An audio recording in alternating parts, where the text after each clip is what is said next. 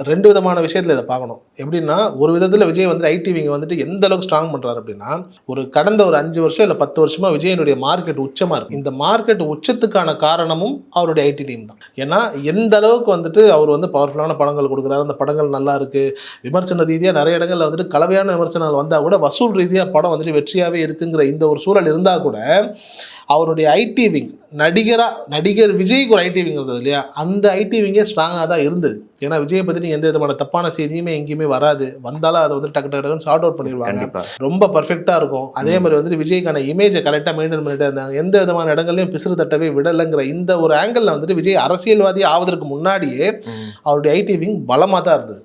ஒரு படி மேலே போய் இப்போ அவருடைய ஐடி விங் அரசியல்வாதி ஆனதுக்கப்புறம் அது எப்படி இருக்குது அப்படின்னா, 2 விதமாக பார்க்கலாம். ஒரு விதத்தில் வந்துட்டு எக்ஸ்ட்ராடனரியாக ஒர்க் பண்ணுறாங்க, பயங்கர ஷார்ப்பாக இருக்குது அப்படிங்கிறதையும் எடுத்துக்கலாம்.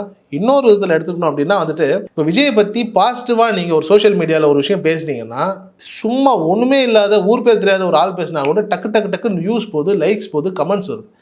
யார் பண்ணுறா அப்படின்ற மாதிரியான ஒரு தேடல் வரும்போது தாவேகா நண்பர்கள் உள்ளே வந்துடுறாங்க.